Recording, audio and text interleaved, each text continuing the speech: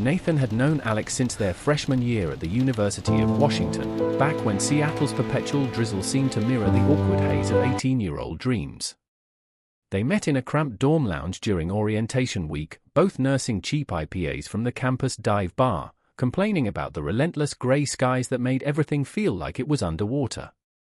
Alex, with his easy grin and sun-kissed surfer hair that defied the Pacific Northwest gloom, had leaned over and said, "Dude, if this rain doesn't drown us, the homesickness will. What's your poison, bad poetry or worse philosophy?" Nathan, lanky and bookish even then, with a mop of dark curls that always fell into his eyes, had laughed for the first time in weeks. Both, probably. But if we're confessing sins, mine's overanalyzing every conversation until it unravels. From there, it unfolded like one of those indie films they binged on lazy Sundays, before sunrise marathons projected onto the peeling wall of their off-campus apartment in Capitol Hill, takeout faux containers piled like monuments to their shared inertia. Alex was the spark, the one who dragged Nathan to underground queer poetry slams in the basement of Elliott Bay Book Company, where the air smelled of damp pages and whispered vulnerabilities. Nathan, ever the quiet observer, found his voice in those dim-lit rooms, scribbling lines about boys who tasted like salt and regret. But with Alex, it was different. Alex, who grew up in the sprawling suburbs of Bellevue, chasing football dreams under floodlights while hiding crushes on the quarterback in the locker room shadows. Alex, who came out to Nathan over a bonfire on Alki Beach one humid July night, the sounds waves lapping at their bare feet as he admitted, "I've been lying to everyone, Nate. But not to you. God, not to you." That confession sealed them. Nathan had felt it then, the pull deeper than friendship, a current that hummed beneath their every touch, a shoulder bump during a Mariners game at T-Mobile Park, fingers brushing over shared fries at Dick's Drive-In. Nathan never said it aloud, the love that bloomed quiet and fierce in his chest, because Alex was still figuring himself out, dating women from his finance classes to test the waters, coming back to Nathan each time with apologies wrapped in late-night texts, "Missed you tonight. You're my anchor." Nathan anchored him, yes, through Alex's first awkward hookup with a guy from Grindry that ended in tears and too much whiskey, through the family dinners in Bellevue where Alex's parents, pillars of their Methodist congregation, eyed him with that polite suspicion reserved for the phase they hoped would pass. By 25, they were inseparable, Nathan building a life as a freelance graphic designer in a tiny studio overlooking Lake Union, sketching logos for local startups while Alex climbed the ladder at a tech firm in South Lake Union, crunching numbers for apps that promised to connect souls but mostly delivered swipes and ghosts. Their apartment in Fremont, with its troll sculpture lurking under the bridge outside, became a sanctuary. Evenings blurred into rituals, cooking pasta Alfredo from a recipe Alex swore was his nonna's, though Nathan suspected it came from a Pinterest fail, debating the merits of The Last of Us versus The Bear until the small hours, bodies sprawled on the thrift store couch that sagged under their weight like it knew their secrets. But cracks formed subtly, like the first frost on Puget Sound. Alex started pulling away after meeting Emily at a networking mixer in Belltown. She was everything his parents would adore, a blonde, poised, a marketing whiz with a laugh like wind chimes and a family cabin in the San Juans. "She's great, Nate," Alex had said one night over IPAs at the Pike Place Market, the fishmonger's shouts fading into the fog. "Like, really great. But I keep thinking, what if this is it? What if I'm just fooling myself about the rest?" Nathan had swallowed the lump in his throat, forcing a smile. "Then you're the luckiest fool alive. Go for it." He did. Dates turned to exclusivity, then to talks of merging leases and white picket fences. Nathan played the supportive best friend, toasting at their engagement party in a rooftop bar overlooking the Space Needle, the city's lights twinkling like distant stars mocking his solitude. But the egg grew, a hollow in his ribs that no amount of late-night runs along the Burke-Gilman Trail could outpace. He dated sporadically, a barista named Theo with tattoos like watercolor maps, a teacher from Ballard who quoted Whitman, but none stuck. They weren't Alex. No one laughed at Nathan's dry sarcasm the way he did, or knew the exact ratio of oat milk to espresso that made his mornings bearable. The invitation came 6 months later, embossed on thick cream stock that arrived in Nathan's mailbox like a summons. Mr. Alexander Hale and Ms. Emily Whitaker request the pleasure of your company at their wedding. And as best man, Nathan Reyes, we couldn't dream of anyone else. Nathan stared at it in his kitchen, the kettle whistling on the stove like an alarm he couldn't silence. Best man. The words blurred, his pulse thundering. Why him? Alex had cousins, frat brothers from UW. But no, Nathan was the one who'd been there, the one who knew the shape of Alex's fears in the dark. He called Alex that night, the phone pressed to his ear as he paced his now too empty studio. Best man? You're serious? Alex's voice crackled with that familiar warmth, laced now with something brittle. Dead serious, Nate. Emily loves you, says you're the only one of my friends with taste. Plus, who else? You know me better than anyone.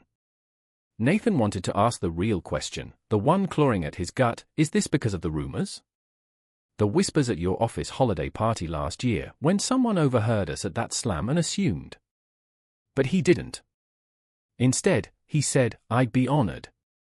Just don't make me give a speech. You know I'm shit at those.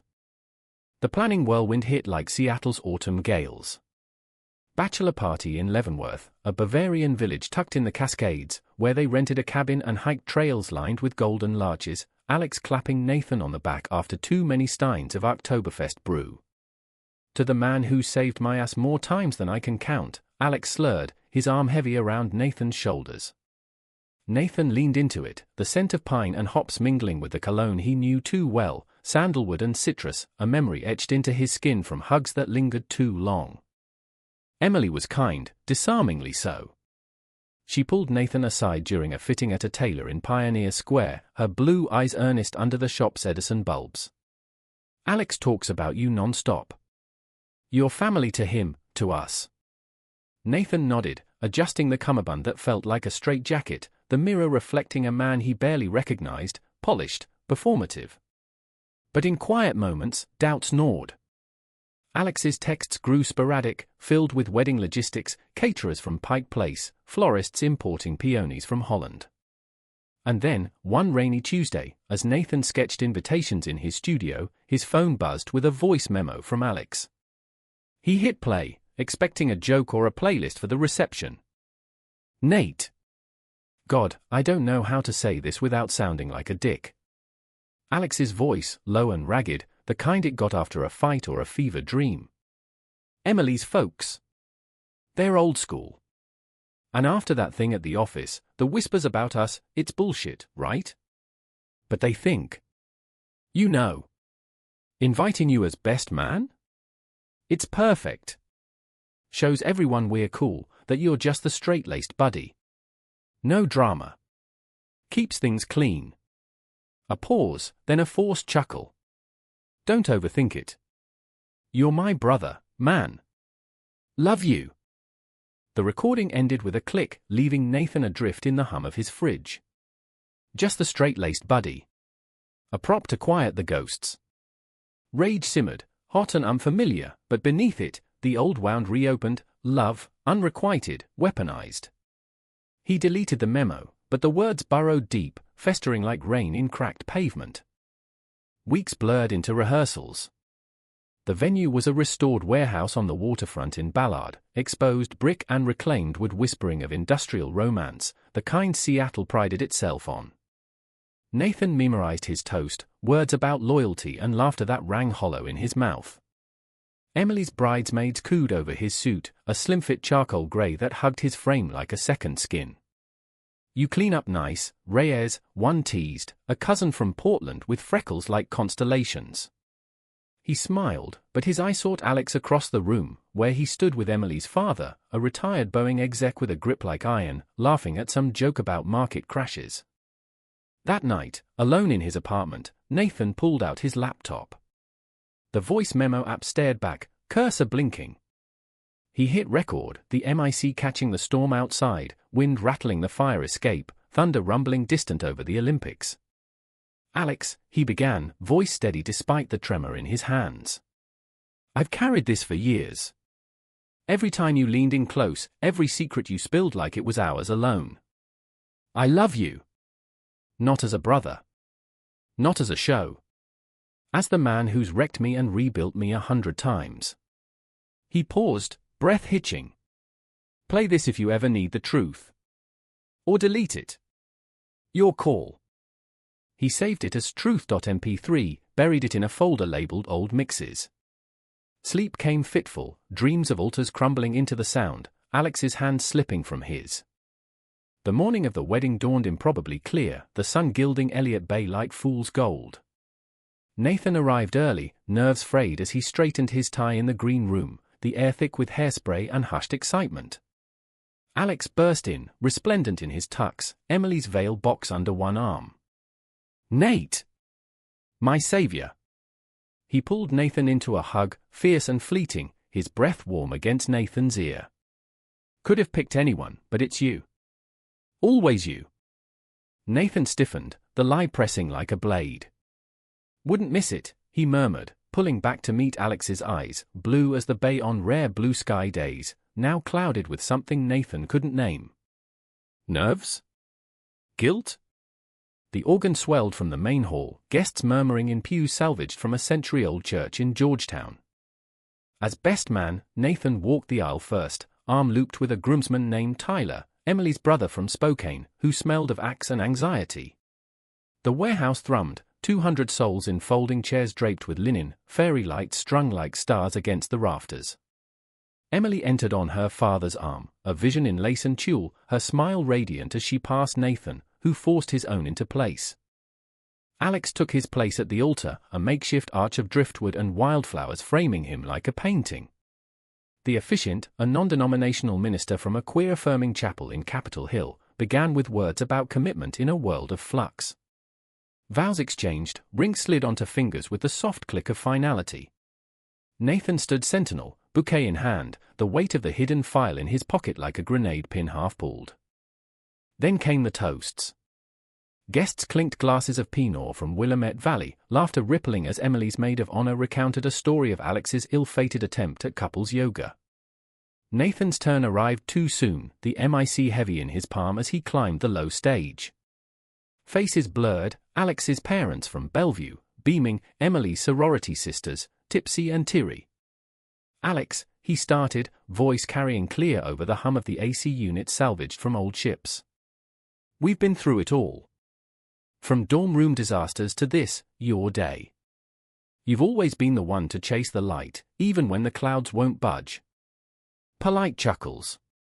He glanced at Alex, who nodded encouragingly, Emily's hand in his. The file burned. Just the straight-laced buddy. Something snapped, quiet but irrevocable. But love, Nathan continued, the word landing like a stone in still water, isn't always the easy path. Sometimes it's the one that scares you most.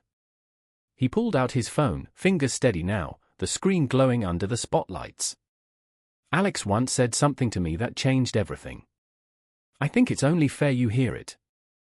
The speakers crackled as he connected via Bluetooth, the file queued. Guests leaned in, expectant. Alex's brow furrowed, a flicker of confusion. Nathan hit play. His own voice filled the space, raw and unfiltered from that rainy night. I love you. Not as a brother. Not as a show. As the man who's wrecked me and rebuilt me 100 times. Gasps rippled, chairs scraping. Emily's hand flew to her mouth. Alex's face drained of color, eyes locking on Nathan's, not with anger, but betrayal, deep and wounding. The recording looped once more, Nathan's confession echoing off the brick walls like a dirge. Chaos erupted, whispers swelling to murmurs, Emily's father rising with a face like thunder. What the hell is this? He barked, voice cutting through. Alex stumbled forward, grabbing Nathan's arm, his grip bruising. Nate! What did you do? Nathan met his gaze, the sun slanting through high windows to illuminate the ruin. I showed them the truth. The one you couldn't. He stepped back, the mic dropping with a thud that reverberated like a heartbeat stopping. The wedding shattered in that instant, guests fleeing like rats from a sinking ship, Emily's sobs the only sound amid the clatter of abandoned plates.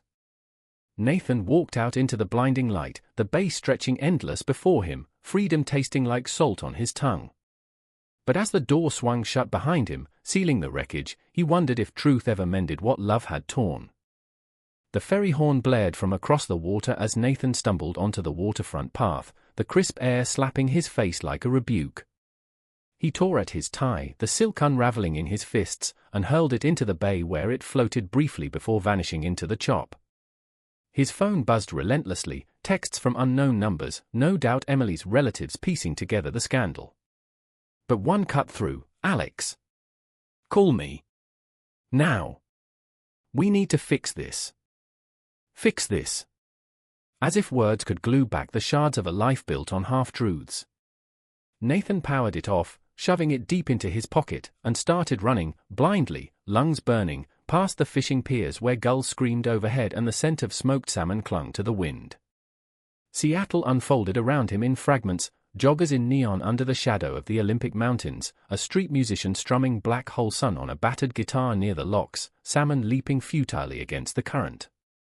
He ended up at Golden Gardens, the beach where they'd scattered ashes for Alex's grandmother years ago, the sand still gritty under his dress shoes. Collapsing onto a driftwood log, Nathan let the sobs come, ugly, wrenching things that shook his frame until his throat ached. Why had he done it? The question looped, vicious. Not for revenge, no, that was too small.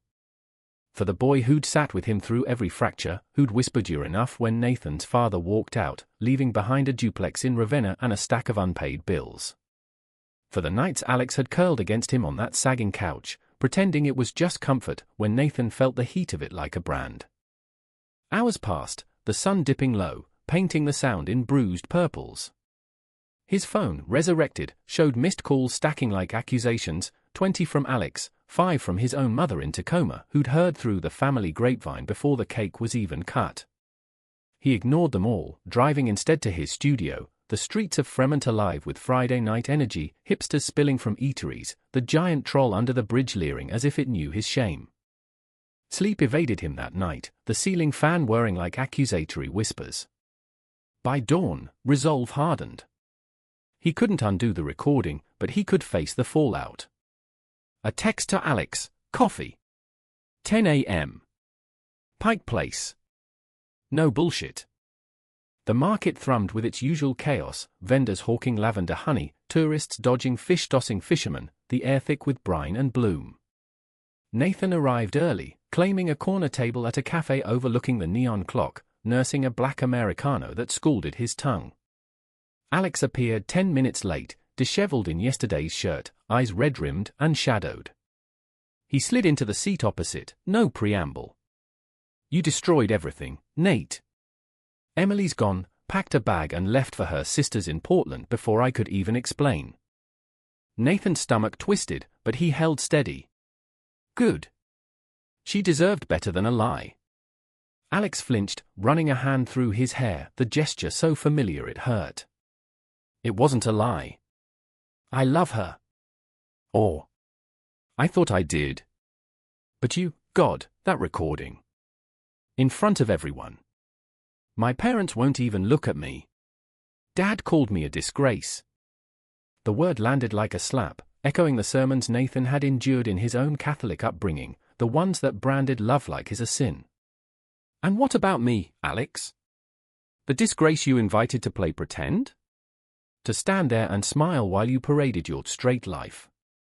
His voice cracked, drawing glances from a nearby table of baristas on break. Alex leaned in, voice low. "I didn't mean it like that. The rumors. They were getting bad. Emily's family is conservative, her dad's on the board at some megachurch. I panicked. You were safe. You're always safe. Safe." The word curdled. Nathan laughed, bitter and sharp. "Safe until I wasn't. Until I stopped being your shield." He pushed his cup aside, the coffee sloshing like spilled ink. "I loved you, Alex. For years. Every time you came to me broken, I pieced you back. But you used it. Used me." Alex's face crumpled, tears tracking silent down his cheeks. "I know. Christ, I know. I felt it, those nights, the way you'd look at me. I told myself it was nothing, that we were just us. But hearing it out loud, it broke something in me too. He reached across the table, fingers brushing Nathan's knuckles, a touch electric and forbidden. Nathan pulled away, the contact searing. Don't. Not now. Not like this. They sat in silence, the market's bustle a mocking counterpoint, a flower seller hawking tulips to a young couple, their laughter light as confetti. Finally, Alex whispered, "What do we do? Fix the wedding? Or?" Nathan shook his head, standing abruptly. "There's no we anymore. You chose your stage. I'm stepping off." He walked away, weaving through the crowd, the fishmonger's chants chasing him like echoes of what was lost. Back in his studio, Nathan threw himself into work, pixels blurring under his cursor as he redesigned a logo for a queer-owned bookstore in the Central District. But focus fractured, every curve evoked Alex's smile, every color his eyes under street lamps. By evening, Emily texted, unexpected, her number from a group chat. "Can we talk?" "Not about him. About you." They met at a dive in Belltown, the kind with sticky floors and jukebox tunes from the 90s. Emily arrived in jeans and a hoodie, makeup scrubbed off, looking younger than her 27 years. "I owe you a thank you," she said, sliding onto a stool beside him, ordering a gin and tonic with a steadiness that belied her tremor. Nathan blinked, the neon open sign reflecting in her glass. "For what?" "Ruining your day." She smiled faintly, stirring the lime wedge. "For the truth. I suspected. The distance, the late nights are with the guys. But I wanted it to be real. When you played that, it hurt like hell, but it freed me from pretending I could fix him." Her eyes, so like the bay's deceptive calm, met his. "You loved him enough to burn it all down. That's brave." Brave. Nathan turned the word over, tasting its new weight. They talked for hours, about her dreams of opening a gallery in Pioneer Square, his sketches gathering dust, the way grief hollowed them both but left room for something else. "You're not alone in this," she said as they parted, hugging him fiercely outside, the rain starting again in earnest. "Call me anytime. Friends don't let friends drown solo." Her words lingered as Nathan drove home through slick streets, the wipers slashing rhythmically. For the first time since the altar, a sliver of light pierced the gloom, not hope, not yet, but possibility. He pulled over near Gas Works Park, the old gasification plant silhouette stark against the night sky, and pulled out his sketchpad. Lines flowed, a man standing at water's edge, back to the viewer, arms outstretched not in surrender but invitation. To what, he didn't know. But drawing it felt like breathing again. Days bled into weeks, Seattle's rhythm reasserting itself. Nathan threw himself into routines, morning yoga in Discovery Park, where mist clung to ferns like secrets, afternoons at the Vetri Community Potluck, volunteering to plate meals for the unhoused, faces from every corner of the city sharing stories over steaming bowls of chili. Alex's calls tapered, replaced by a single letter slipped under his door, scrawled on Hale Tech stationery, apologies spilling across pages, confessions of his own buried loves, a high school kiss behind the bleachers, a college fling aborted by fear. "I ruined us because I couldn't face me. Forgive me?" Nathan burned it in his sink, the flames dancing blue, ashes swirling down the drain like absolution denied. Forgiveness would come, perhaps, but not yet. Not while the wound wept. One crisp October evening, as leaves turned the U District gold, Nathan attended a reading at his local bookstore, the one he'd just rebranded. The author, a poet from Portland with ink-stained fingers, read lines about queer hearts mending in the marrow of mountains. Nathan sat in the back, notebook open, when a familiar voice murmured beside him. "Mind if I join?" Theo, the barista from months ago, tattoos faded but smile undimmed. They'd fizzled after a few dates, timing off, but here he was, coffee in hand, eyes warm. "So your work on the window decals? Killer stuff." They talked after, wandering to a falafel joint on the avenue, laughter easy, unforced. Theo's hand brushed his as they shared fries, no weight of history, just the spark of now. As they parted under streetlights, Theo leaned in, lips tentative. Again? Slower this time. Nathan nodded, the kiss tasting of cardamom and second chances. Driving home, the radio played Wonderwall, and for once, he sang along, voice cracking but free. But shadows lingered. A month later, at a holiday market in Fremont, Nathan spotted Alex across the stalls, thinner, eyes hollow, browsing ornaments with a woman who wasn't Emily. Their gazes locked, the air between them thick with unsaid. Alex approached, tentative. "Nate. You look good." Nathan nodded, pulse steady. "Healing. You?" Alex swallowed, glancing at the woman, his sister, Nathan realized, from the family resemblance. Trying. Therapy. Coming out, for real this time. To everyone. Pride flickered in Nathan's chest, unbidden. "That's huge. Proud of you." A beat, then Alex's voice soft. "The recording. It saved me, in a way." Force the mirror. Nathan exhaled, the knot in his ribs loosening. "It saved me too. Showed me I could stand without you." They hugged then, brief and brotherly, the market's lights twinkling around them like benedictions. As Alex walked away, Nathan felt the final thread snap, not in anger, but release. Winter deepened, snow dusting the sound like powdered sugar. Nathan's life refilled, collaborations with Emily on her gallery, now featuring his digital prints, dates with Theo blooming into weekends hiking the Issaquah Alps, where peaks pierced clouds like affirmations.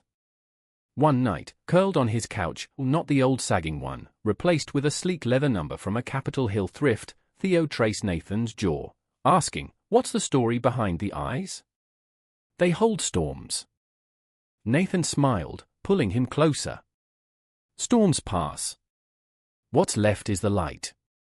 And in that quiet, with the city humming beyond the window, Nathan believed it.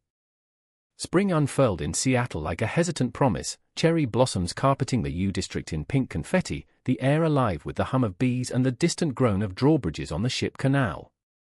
Nathan's studio had transformed, walls lined with framed prints from his collaboration with Emily's gallery, shelves groaning under potted ferns he'd impulse bought from Pike Place. Life, once a monochrome sketch, now bloomed in tentative colors. Theo had become a fixture, his laugh echoing through the space as he experimented with Nathan's espresso machine, tattooed arms flexing under the morning light slanting through blinds. Yet, beneath the ease, echoes persisted. Nathan woke some nights to dreams of the warehouse altar, the recording's playback looping like a curse, Alex's face dissolving into accusation. He'd slip from bed, pad to the window overlooking the lake, where houseboats bobbed like forgotten wishes, and breathe until the panic ebbed. Therapy helped, a counselor named Myra in a cozy office near Cal Anderson Park, with plants dangling like green chimes and a box of tissues ever ready. Trauma isn't linear, she'd say, her voice steady as the metronome on her desk. It's a spiral. You climb out, but the shape lingers. One afternoon, as rain pattered against the cafe window where they met, Myra leaned forward. "Tell me about the recording again. Not the act, what it meant to you." Nathan traced the rim of his mug, the ceramic warm under his fingers. It was surrender. Years of holding his secrets, my own. I let it go. But it feels like I lost him twice, once to his choices, once to mine. Myra nodded, jotting a note. "And what did you gain?" He paused, the question a hook in still water. "Myself. The space to grieve, to build without the weight." She smiled, faint lines crinkling her eyes. "Grief is the price of love. But look around, you're paying it forward." Paying it forward. The phrase stuck as Nathan left, weaving through Capitol Hill's rainbow crosswalks, where pride flags fluttered year-round like defiant banners. He volunteered more at the potlucks, now leading art workshops for queer youth from the Central District, kids with stories etched in their postures, runaways from Tacoma suburbs, trans teens navigating bathroom bills in Olympia. One boy, Javier, 14 with a buzz cut and eyes like polished obsidian, sketched a phoenix from chain link scraps. "It's me," he said shyly, rising from the bullshit. Nathan's throat tightened. "It's perfect. Frame it." Theo noticed the shifts, the way Nathan's sketches grew bolder, canvases of fractured men mending under fractured skies, exhibited at Emily's opening in May.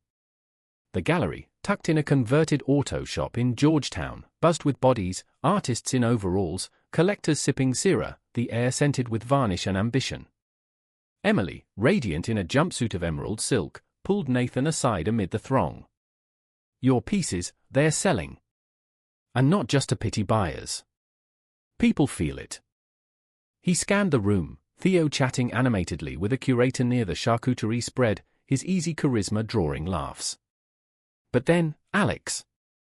In the doorway, hesitant as a shadow, holding a brown paper bag that crinkled under his grip. Their eyes met across the space, the crowd parting like a held breath. Nathan excused himself, heart thudding a rhythm he thought he'd silenced. "Nate." Alex's voice was rough, like gravel under tires. Up close, he looked changed, hair cropped short, a faint beard shadowing his jaw, the polish of his tech bro days traded for flannel and worn boots. "I saw the invite in the mail. Had to come." He thrust the bag forward. "Peace offering. From that Lebanese place in Bala we used to hit." Nathan took it, the warmth of fresh pitta seeping through. "Thanks. It's good to see you." Awkward silence stretched, punctuated by a jazz quartet saxophone wail from the corner. Alex shifted, glancing at Theo, who watched with polite curiosity from afar. He seemed solid. "You deserve that." A pang, old and familiar. "I do." "How's everything?" Alex exhaled, rubbing his neck. "Therapy. A lot of it. Came out to my folks, full rainbow flag. Dad's still processing, Mom baked me cookies. Left the firm, too many ghosts. Starting over at a non-profit in Sodo, housing for LGBTQ youth." His eyes, once evasive, now held steady. "You're recording?" It was the shove I needed. Ruined a wedding, but saved a life. Nathan's chest loosened, a knot unraveling. "I'm sorry for the how. Not the why." Alex nodded, a ghost of his old grin surfacing. "Me too, for the invite, the show. I was scared shitless of being me." They stood there, the gallery's hum wrapping around them like a truce, until Emily swept in, linking arms with Alex in easy camaraderie. "Best ex-groom ever," she teased, and laughter bubbled up, genuine, healing the air. As the night wound down, Theo found Nathan on the fire escape, the city sprawled below like a glittering circuit board. "Old flame?" he asked, no jealousy, just curiosity. Nathan leaned into him, the metal railing cool under his palms. "Old everything. But closed chapter." Theo's kiss was slow, grounding, tasting of mellow and midnight. "Good. Because this one's just starting." Summer arrived with ferocity, the rare heatwave turning the sound to steam. Nathan and Theo escaped to the San Juans, borrowing Emily's family's cabin on Orcas Island, where deer grazed meadows and orcas breached distant waters like myths made flesh. They kayaked coves fringed with madronas, their skin bronzing under sun that felt stolen. Evenings on the deck, grilling salmon caught that morning, Theo's stories unfolding, growing up in a logging town in eastern Washington, coming out to loggers who surprised him with gruff acceptance over beers at the local tavern. "You're writing a memoir in your head," Nathan teased one night, stars wheeling overhead, the Milky Way a spilled sugar trail. Theo chuckled, lacing their fingers. "Now. Just living it. With you." Vulnerability bloomed there, in the quiet spaces between words, Nathan sharing fragments of the recording's aftermath, the therapy spirals, the way Alex's letter had nearly broken him anew. Theo listened, not fixing, just holding space, his thumb tracing circles on Nathan's wrist like a promise etched in skin. Back in the city, conflict simmered.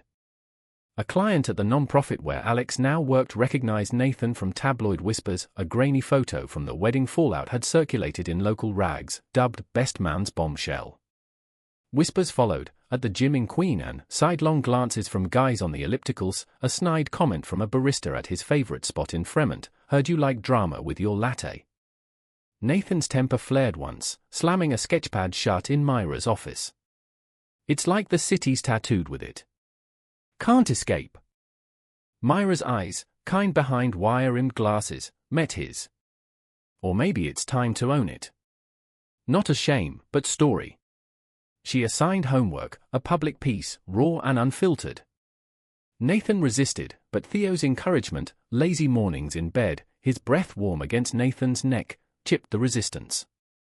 He poured it into a digital series, Echoes, portraits of queer men in Seattle's underbelly, ice-holding tempests, backgrounds layered with city grit, rain-slicked alleys, ferry wakes, the troll's concrete grin.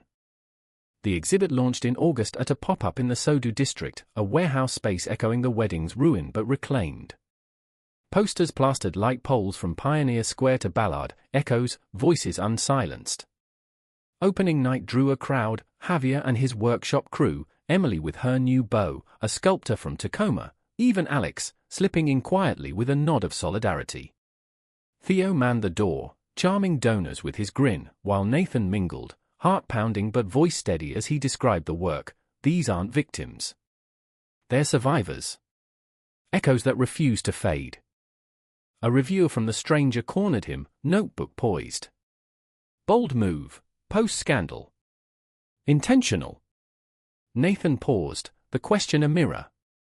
Scandal implies secrecy. This is reclamation. The piece sold out by midnight, Javier's Phoenix fetching the highest bid from an anonymous collector, later revealed as Alex's mother, her note tucked in the frame, for the boy who helped my son find his wings. Thank you.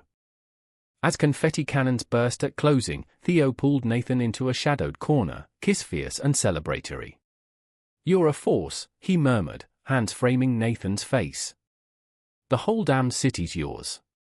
Laughter bubbled up, free and full, mingling with the cheers. Fall crept in with amber hues, harvest festivals in Wallingford where pumpkins piled like orange moons. Nathan's life wove tighter, a joint lease with Theo in a Queen and War Cup, views of the Sound from the balcony where they hosted brunches, mimosas and migas, Emily regaling tales of her latest show. Alex became a peripheral constant, group hikes in the Cascades, where banter flowed easy, laced with the respect of survivors. No sparks remained, just the steady glow of kinship. One November eve, as fog rolled thick over the hills, Nathan stood at the altar of his own making, not wooden vows, but a blank canvas in his studio. Theo watched from the doorway, coffee steaming in his mug. What's this one? Nathan's brush dipped, ochre and indigo blending into a horizon where storm met sun. Us. The after. And in the stroke of color, Nathan saw it, not perfection, but wholeness. Love, earned through fire, blooming quiet and true. The first frost-etched fractals on Nathan's balcony windows, turning Seattle's skyline into a watercolor bleed of steel and ice. December barreled in with its manic cheer, holiday markets in the market, strings of lights draping the monorail like festive veins. Nathan and Theo dove into the frenzy, trimming a tree scavenged from a Capitol Hill lot, ornaments clinking like wind chimes as they hung them, a troll keychain from Fremont, a tiny space needle from Theo's logging town childhood, a silver star etched with echoes from the exhibit's closing gala. But joy carried undercurrents. News of Alex rippled through their circle, a reconciliation with Emily? No, something quieter, a tentative date with a bar owner from the International District, a Vietnamese-American guy named Kai with a laugh like rolling thunder and tattoos of lotus blooms climbing his arms. Emily shared it over wine at their apartment, her cheeks flushed from Cabernet. He's happy. Really happy. Saw it at the office holiday party, dancing like no one's watching, which for Alex is a miracle. Nathan nodded, swirling his glass, the ruby liquid catching the fairy light strung along the mantle. Good for him. And he meant it, the word solid, unbitter. Theo, sensing the shift, squeezed his knee under the coffee table, a silent anchor. Later, alone in the kitchen washing dishes, Nathan leaned against the sink, suds foaming like sea froth. "Does it ever stop aching?" he murmured, more to the steam than Theo. Theo dried a plate, deliberate. "The sharp parts fade. What's left is scar, stronger skin."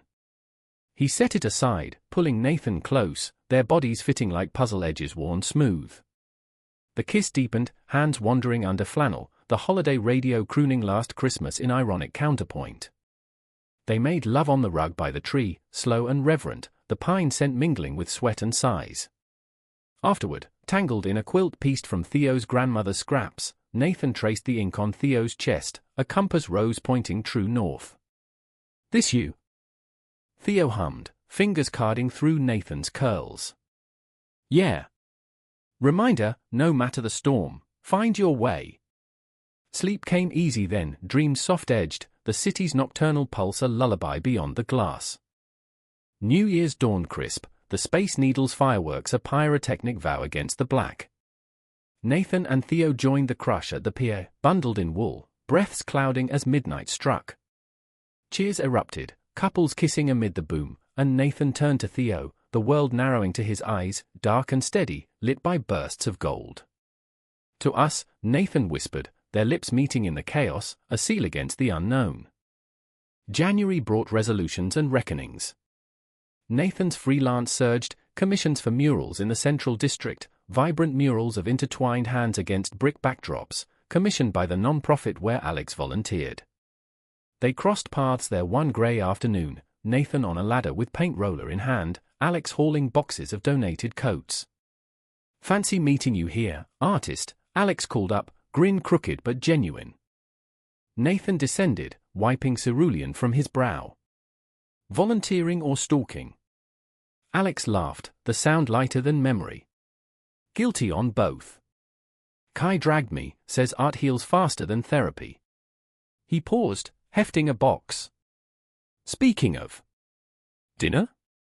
Neutral ground. Catch up, no X's required."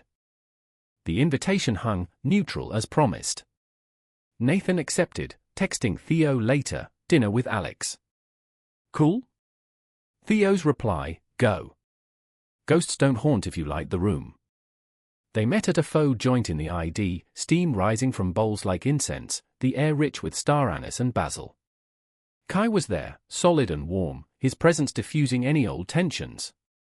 Conversation flowed, Alex's non-profit tales, Nathan's mural progress, Kai's stories of fusion pop-ups blending Bon Mi with Seattle seafood. Laughter bridged gaps, and as they parted on the sidewalk, Alex clapped Nathan's shoulder. "Thanks for this. For everything." Nathan walked home through Chinatown's lanterns, the fog a gentle veil. Theo waited with takeout and a documentary on queer cinema, pulling him onto the couch. "How was exorcism night?" Nathan chuckled, stealing a spring roll. "Not exorcism. More like epilogue." Theo's eye sparkled. "Best kind." February's chill deepened, Valentine's a blur of red velvet at a bakery in Ballard, Theo presenting Nathan with a custom mug, Storm Chaser etched in looping script, filled with the perfect oat milk latte. But mid-month, crisis crested. A call from Myra's office, she'd taken leave, a family emergency in Chicago. "We'll reschedule," her assistant said, but the void gaped. Nathan spiraled, old patterns resurfacing, nights pacing the apartment, sketches abandoned in half-formed anguish, snapping at Theo over forgotten groceries. It peaked one stormy evening, thunder rattling the windows as Nathan stared at his phone, Alex's number glowing like a siren. One call. Just a vent. His thumb hovered, but Theo's voice cut through from the kitchen. "Hey. Talk to me." Nathan turned, the words tumbling, the abandonment echo of his father's exit, the recording's echo of his own destruction, the fear that love always curdled to loss. Theo set down his knife, mid-chop on onions for stir-fry, and crossed the room, enveloping him. "You're not your echoes, Nate. You're the voice that broke them." They sat on the floor, backs to the couch, Theo's stories a balm, his own coming-out brawl with his uncle, fists and forgiveness under eastern pines. Dawn found them there, resolution forged not in grand gestures but quiet holding. Myra returned in March, their session a bridge. See? The spiral turned. Nathan smiled, lighter. Yeah. With help. She assigned a new piece, a self-portrait, unfiltered. He painted it over weeks, layers of acrylic building a face, not the heartbroken best man, but the man who'd chosen truth, hazel eyes fierce with earned peace, background a mosaic of Seattle, ferry wakes, troll grins, cherry petals in rain. Theo unveiled it at a surprise dinner, Emily and Alex among the guests in their living room, now expanded with a dining table scavenged from a Queen and estate sale. Gasps rippled as the drop cloth fell, the portrait glowing under Edison bulbs. To Nathan, Theo toasted, glass raised. The destroyer of illusions, builder of worlds. Tez pricked, but Nathan laughed, pulling Theo close amid clinks and cheers. Alex caught his eye across the table, a nod of shared understanding. Later, as snow flurried outside, late for Seattle, magical in its rarity, Nathan and Theo danced in the kitchen to Tiny Dancer, bodies swaying, the city a silent witness. Spring equinox brought renewal.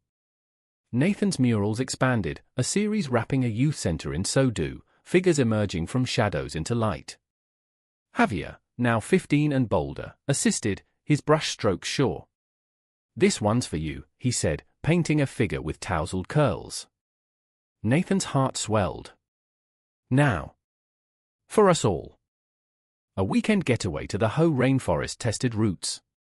They hiked fern-choked trails, moss-draping trees like emerald veils, the river's rush a constant hymn.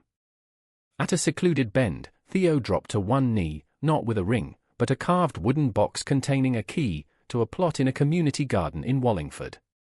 For planting. Whatever grows. Nathan's yes was a kiss, fierce under the canopy, the forest whispering approval. Back home, they tilled soil on a sunny Saturday, knees muddied, planting tomatoes and basil, laughter mingling with earth scent. Alex and Kai joined, beers in hand, turning it into a cookout, grills smoking, stories swapping under string lights. As dusk fell, fireflies rare in the northwest flickering like stars fallen earthward, Nathan leaned against Theo, Alex's voice carrying a toast to roots and wings. Night deepened, the group dispersing, leaving Nathan and Theo in the garden's hush. "This is it," Nathan murmured, hand in hand, the city lights winking distant. The afterglow. Theo's smile was a sunrise. And the dawn. Summer's zenith scorched Seattle, the sound a mirror of molten silver, air shimmering off asphalt like heat mirages. Nathan's mural project peaked with a block party in Sodo, trucks idling with speakers blasting indie folk, food carts dispensing elotes and bonzio, the youth center's walls now alive with color, intertwined silhouettes against graffiti storms, eyes forward, unbowed. Javier emceed, mic in hand, his voice cracking but strong. "These walls? They hold our stories. No more hiding." Nathan watched from the sidelines, paint-flecked overalls traded for a linen shirt, Theo's arm loose around his waist. Pride swelled, mingled with a quiet awe at the crowd's diversity, trans flags waving beside pride banners, elders from the Vietnamese community sharing pho with punk kids in ripped denim. Emily arrived with her sculptor, trays of gallery macrons in tow, while Alex and Kai manned a booth for the non-profit, handing out zines on queer history in the Pacific Northwest. The afternoon blurred into evening, bonfires crackling as dusk bruised the sky purple. Nathan found himself by the fire with Alex, beers sweating in their grips, the flames painting their faces in flickering gold. "Remember that beach bonfire?" Alex asked, voice low under the strum of guitars. "Alki, summer after college. When I came out to you." Nathan nodded, embers popping like memories. "Yeah. You were terrified. Shaking like a leaf." Alex stared into the fire, sparks rising like prayers. "You held me. Said it was okay to be scared. That night. I almost kissed you. But I chickened out. Thought it would ruin us." The admission hung, smoke curling between them. Nathan's pulse quickened, not with old longing, but clarity. "It would've. Back then, we weren't ready. Alex met his gaze, eyes reflecting the blaze. And now? Kay. Is it? Steady. Makes me want to be better. A pause, then softer. You and Theo, it's real. I see it. They clink bottles, the sound a punctuation. To not ruining, Nathan said. Alex grinned. To building. The party wound down with a communal mural touch-up, strangers adding strokes under Nathan's guidance, a heart here, a wave there. Theo captured it on his phone, later compiling a time-lapse for Nathan's portfolio. You're magic, he whispered that night, as they collapsed into bed, bodies sticky with summer sweat, the ceiling fan stirring air thick with salt and desire. Nathan turned into him, lips brushing collarbone. We're magic. September's equinox brought transitions. Theo's barista gig evolved. He enrolled in culinary school at South Seattle College, nights chopping mapoire while Nathan sketched beside him, the kitchen a symphony of sizzle and spice. Nathan's freelance steadied into a part-time role at the gallery, curating queer artist showcases, Emily his gleeful co-conspirator. We're a power duo, she declared over lunch at a taqueria in White Center, tacos dripping with cilantro lime. But undercurrents stirred. A letter arrived from Nathan's father, postmarked Reno, scrawled on motel stationery, the paper thin as regret. Saw your name in a Seattle paper. The wedding thing. Proud of you, son. For standing up. Can we talk? Nathan stared at it on his balcony, the sound choppy under autumn gales, wind whipping his hair. Theo found him there, coffee in hand. Ghost from Tacoma. Worse. DNA. Nathan handed it over, the words blurring. Theo read, then folded it carefully. Your call. But whatever, I'm here. Days turned, Nathan drafting responses unsent, anger in block letters, sorrow in cursive loops. Finally, he called, the line crackling like old vinyl. Dad. Nathan. The voice, gravelly with years and smokes, hesitant. Heard about the art. The courage. Nathan's throat tightened. Took time. A lot wrecked first. They talked haltingly of Reno's casinos, his father's remarriage to a nurse named Carla, the regret that had festered since walking out on Nathan's 12th birthday. I was scared, he admitted. Of failing you like I failed myself. No apologies mended, but the call ended with a promise, coffee in Tacoma, neutral ground. The meeting unfolded in a diner off IE5, vinyl booths cracked like veins, the air greasy with hash browns. His father arrived early, grayer, paunchier, eyes the same hazel as Nathan's but faded. You look like your mom, he said, stirring cream into coffee. Nathan slid into the seat, Theo waiting in the car like a sentinel. She did the heavy lifting. Conversation meandered, baseball scores, Seattle's Mariners slump, then deeper, the duplex years, Nathan's mom waitressing doubles, the silence after his father left. I thought about you every day, his father said, voice rough. Sent checks once I got steady. Hoped it helped. Nathan hadn't known, the money went to books, art supplies, escapes. It did. In ways you won't see. No hugs, but a handshake firm, and as Nathan drove away, Theo's hand on his thigh, the weight lifted, not gone, but shared. October's leaves carpeted Queen and in crimson, Halloween a riot of costumes at the market, Theo as a lumberjack chef, Nathan a pixelated glitch from his digital days. They partied at Kai's Bar, a speakeasy vibe in the ID with velvet curtains and craft cocktails named for queer icons, the Wild Negroni, bitter and bright. Alex pulled Nathan aside amid the throng, masks askew. Dad's coming for Thanksgiving. With Carla. Thought you'd want heads up. Nathan blinked, the bass thumping like a second heart. Already?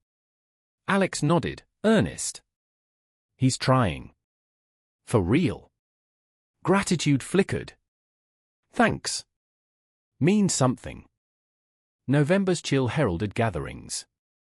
Thanksgiving at Emily's gala-returned feast hall, tables groaning with turkey from a farm in Skagit Valley, yams candied with bourbon, pies from a Latina baker in Delridge. Nathan's father arrived with Carla, awkward in ill-fitting sweaters, but he carved the bird with steady hands, toasting to family, found and mended. Laughter bridged gaps, stories of Reno jackpots, Nathan's murals, Theo's disastrous first soufflé exploding like a prank. As plates cleared, Nathan's father pulled him onto the gallery's loading dock, city lights smudging the horizon. "That recording," he said gruffly, "took guts. Wish I'd had half when I was young." Nathan exhaled frost. "You do now." A nod, then back inside to pie and piano jazz, the room warm with tentative bonds. Winter solstice loomed, Yule logs crackling in fireplaces across the city. Nathan and Theo hosted a solstice supper, candles guttering on the table, guests circling with mulled wine, Emily and her sculptor, Alex and Kai entwined on the couch, Javier with a friend from the youth center, his buzzcut now tipped blue. Stories swapped under mistletoe, ghost tales from Ho, recipes from grandmothers, dreams for the year ahead. Midnight found Nathan on the balcony, snowflakes fat and fleeting, Theo's arms around him from behind. "Penny for them," Theo murmured, chin on shoulder. Nathan turned, snow-dusting lashes. "Gratitude for the wreckage that led here." Their kiss melted flakes, slow and sacred, the world hushed. January thawed into promise. Nathan's self-portrait series expanded, a commission for the airport, Puget portraits, faces of the city's queer mosaic beaming from gates. His father visited, touring the studio, hands clasped behind back like a museum patron. "Beautiful work, son. Progress, incremental."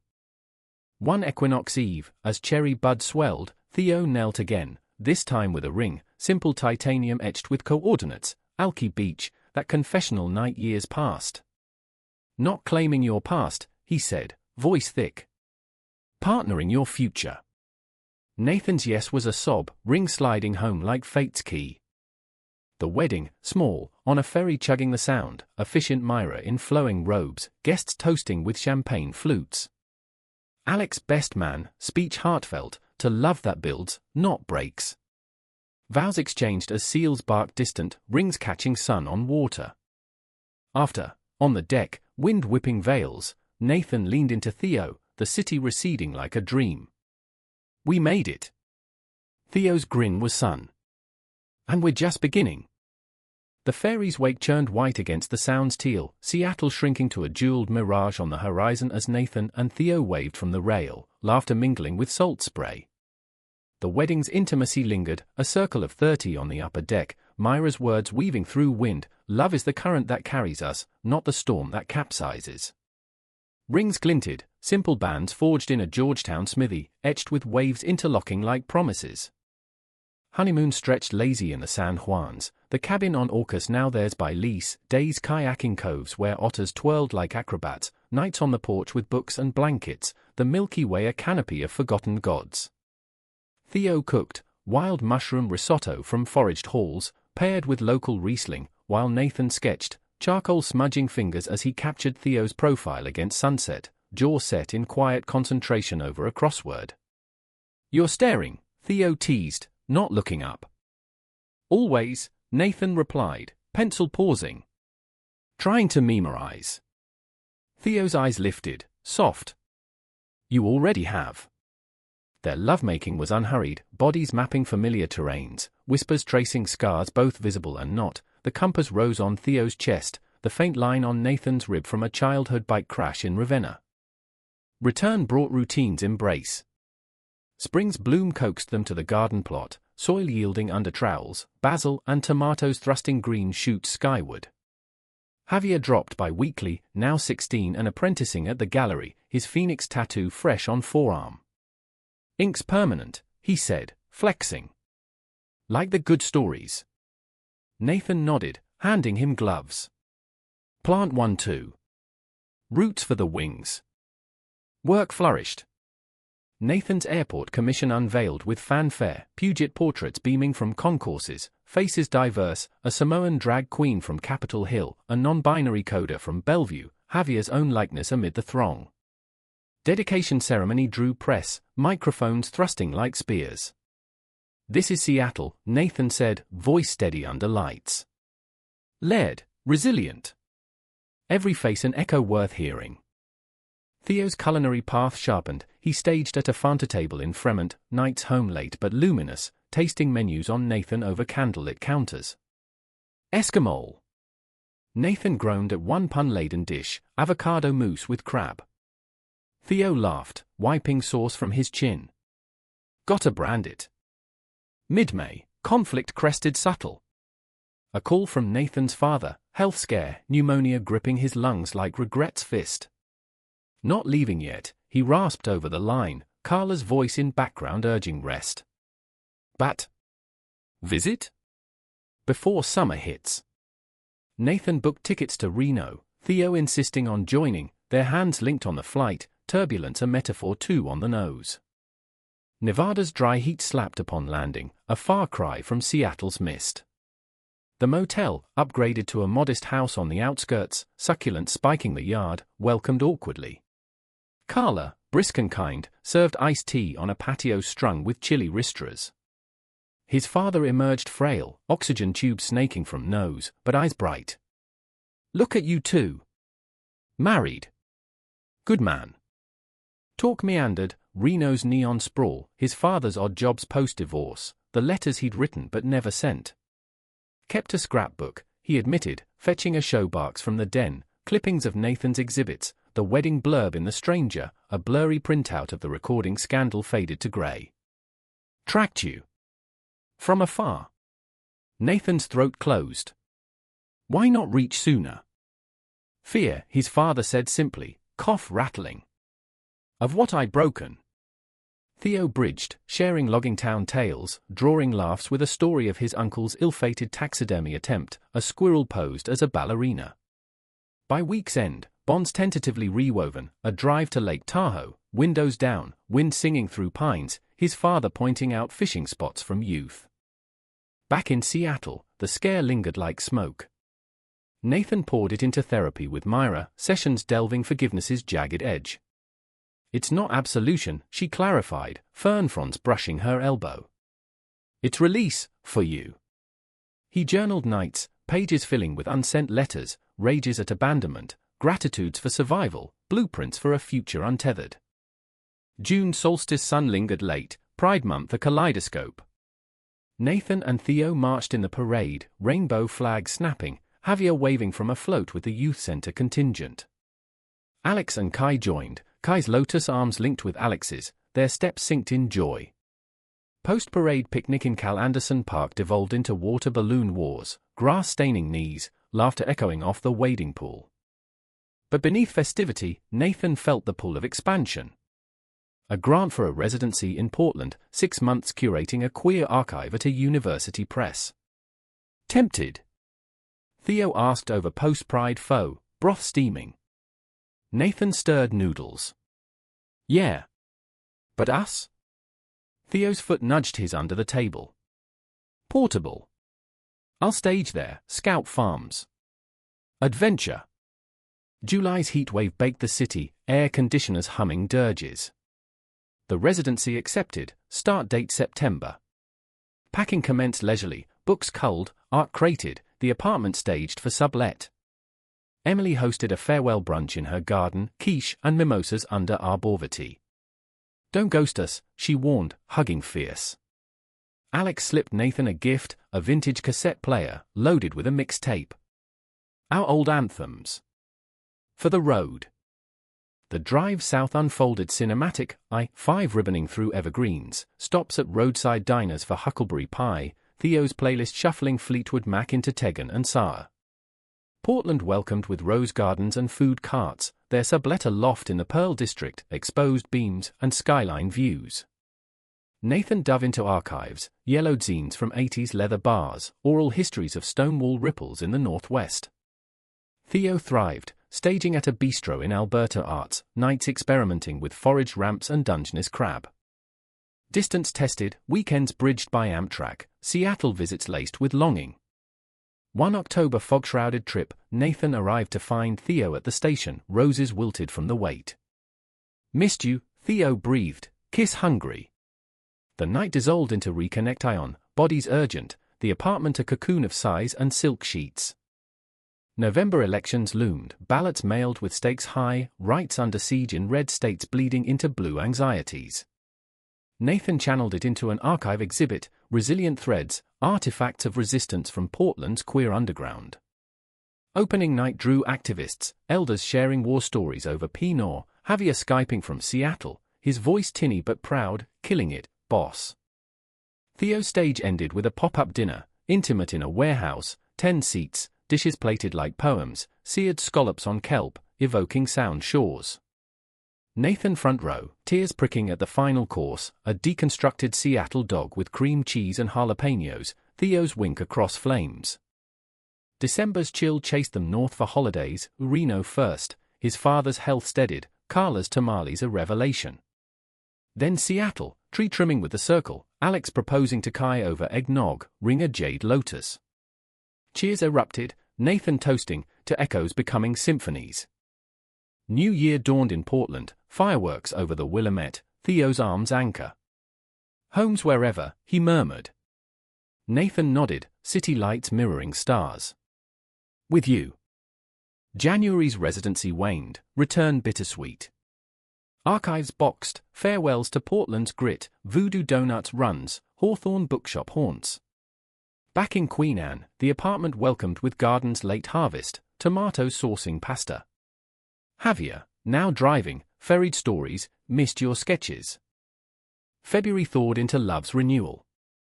Anniversary marked with a vow renewal, private, on Alki Beach at dawn, waves lapping as Myra officiated anew. What endures? She asked. Theo's vow, the quiet choices. Nathan's, the light we chase together. Spring's cherry blossoms fell like blessings, life a tapestry rewoven, murals in Portland commissioned remotely, Theo's bistro offer in Seattle, his father's visit planned for summer, Alex's wedding whispers. One eve, garden tilling under dusk, Nathan paused, dirt under nails. Grateful, he said to Theo, sun dipping. Theo's kiss was earth and eternity. Always. Autumn's palette deepened Seattle's veins, maples aflame in Discovery Park, the sound a slate canvas slashed with gold. Nathan and Theo settled into the rhythm of return, the Queen and War Cup now etched with their marks, Theo's spice rack alphabetized by heat level, Nathan's drafting table by the window capturing dawn over the Olympics. The garden yielded bounty, squash and kale stir-fried with Theo's farm-fresh experiments, dinners lingering long under Edison strung like fireflies. Alex's wedding planning wove them in, venue a vineyard in Woodinville, vines heavy with Cabernet grapes. Nathan as co-best man, Emily maid of honor, the circle closing loops. Tastings became excuses for laughter, Kai spitting daintily into buckets, Alex over-imbibing mellow and waxing poetic about soul marinades. You're ridiculous, Nathan teased, clinking glasses. And smitten. November's chill heralded the event, rain holding off like a gift. The ceremony unfolded under a pergola draped in ivy, guests in wool coats, Myra officiating with her signature warmth. Alex's vows trembled, you saw me whole when I was fractured. Kai, you're my north. Kai's response, steady, and you're my bloom. Rings exchanged, kisses sealed, the reception a whirl of toasts and two steps to fiddles.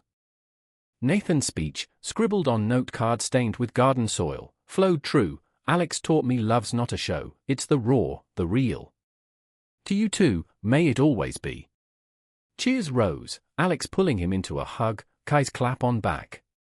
Knew you'd nail it. Post-wedding, Nathan's father arrived for his promised visit, Carla in tow with suitcases of Nevada heat, chili powders, scorpion gulch tails. They toured the apartment, his father lingering at the drafting table, fingers tracing a half-finished portrait, Theo mid-laugh, eyes crinkled. Captures him. Like you capture everything.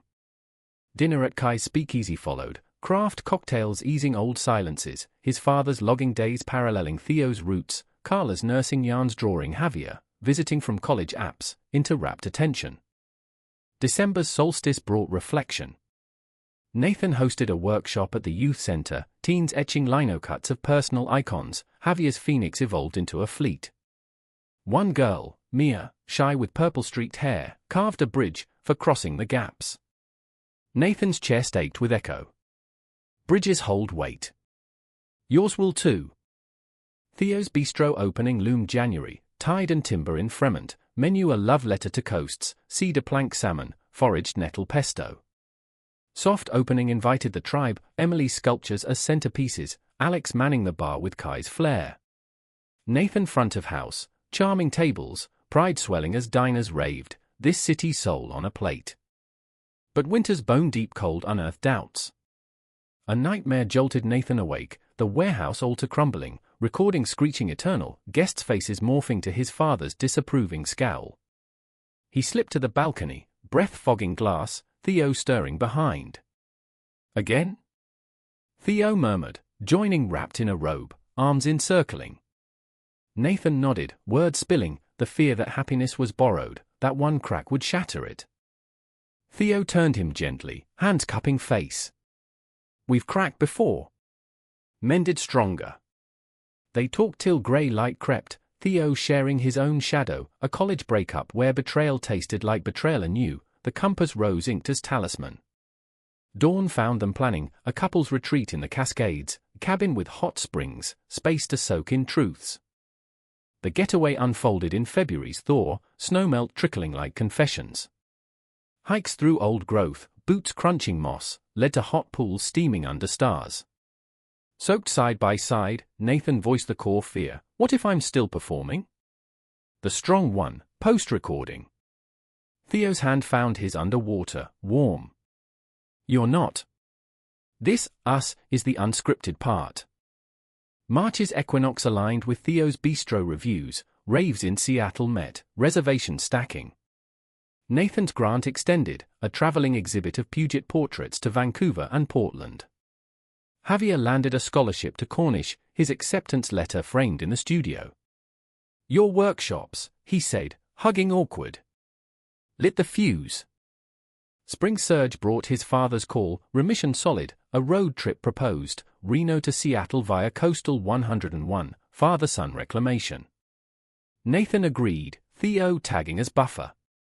The drive stretched epic, crab shacks in Astoria, redwoods in Jedediah Smith, his father's stories unfolding like tide pools, youthful queerness stifled in 60s Tacoma, a hidden affair ended in flight. Your courage, he said at a bluff overlook, ocean crashing below, it's the rewrite I couldn't. Summer solstice crown peaks.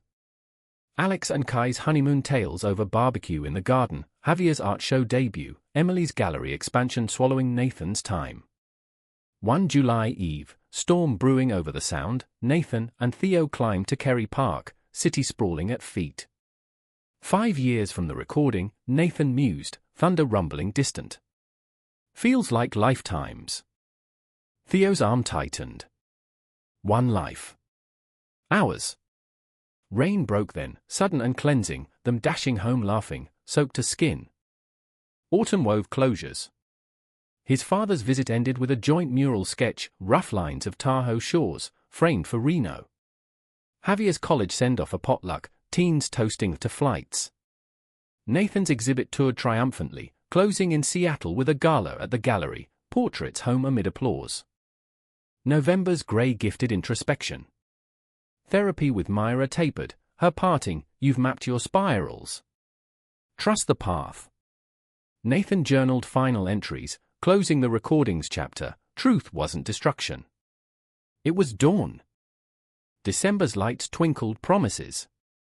Holiday market strolls, Theo's new dessert menu, Yule log with huckleberry, tested on family, his father via video, beaming. New Year's on the balcony, fireworks blooming, Nathan turned to Theo. To echo silenced. Theo's kiss sealed. To symphonies eternal. Life, once a fractured reel, now played seamless, mornings in the garden, weeding with Javier home for break, evenings at the bistro, Nathan sketching patrons, weekends with Alex and Kai, hikes where stories layered like leaves. His father's letters regular now, postcards from Nevada trails. Emily's wedding next spring, circle expanding. One crystalline January morn, snow blanketing rare, Nathan woke to Theo's note, "Garden. Now." There, amid frosted kale, a sapling planted, cherry, roots ball deep. For the blooms to come, Theo said, mittens shedding flakes. Nathan knelt, soil cold and true. Our orchard. In that gesture, the full arc gleamed, from altar's ruin to this fertile ground, love not a show but soil, tilled deep. And as spring whispered green, Nathan knew, the greatest stories weren't endings, but the endless becoming.